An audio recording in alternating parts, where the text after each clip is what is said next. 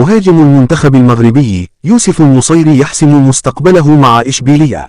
أكدت تقارير إعلامية إسبانية أن المغربي يوسف النصيري مهاجم نادي إشبيلية اتخذ قرارا حاسما بشأن مستقبله مع النادي الأندلسي في فترة الانتقال الشتوية الجارية حاليا، بعد تلقيه عديد العروض من أندية أوروبية أبرزها ويستام الإنجليزي.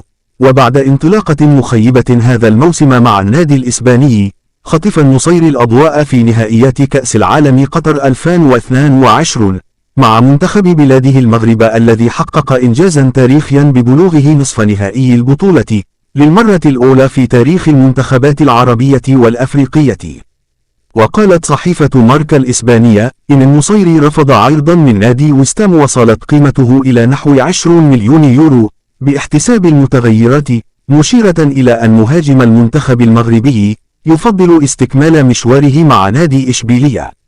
وأشار تقرير صحيفة الإسبانية إلى أن اللاعب يرفض الانتقال إلى لندن حاليا، مفضلا الاستمرار في المدينة التي يحبها وفي النادي الذي يقدم له كل شيء في الوقت الراهن في مسيرته.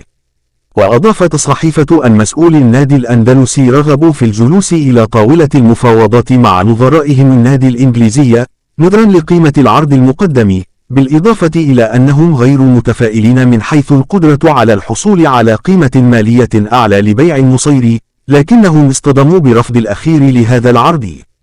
وأنهت الصحيفة تقريرها بتأكيد أنه حتى في حال فشل مسؤولي إشبيلية في تسويق اللاعب وجني الأموال من صفقة بيعه، فعليهم محاولة الاستفادة من حقيقة امتلاكهم هاجما ذا قيمة كبيرة.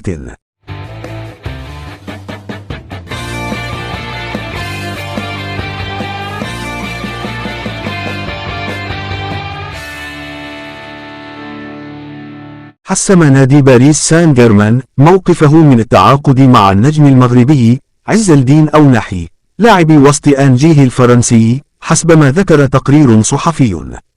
فقد كشفت صحيفة ليكيب الفرنسية أن PSG فكر بالفعل في ضم أوناحي، لكن مسؤوليه قرروا عدم المضي في المفاوضات.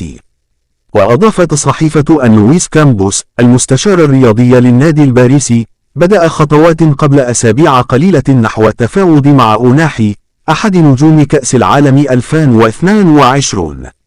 لكن بعد هذه المفاوضات قرر كامبوس عدم إتمام الصفقة لأنها كانت ستؤثر على سياسة النادي في منح الفرصة للاعبين الشباب مع الفريق الأول.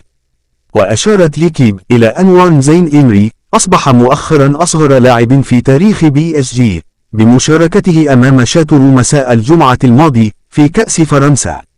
وارتبط اسم أوناحي بالانتقال إلى أندية عديدة منها ليستر سيتي، برشلونة، نابولي، وليدز يونايتد الإنجليزي.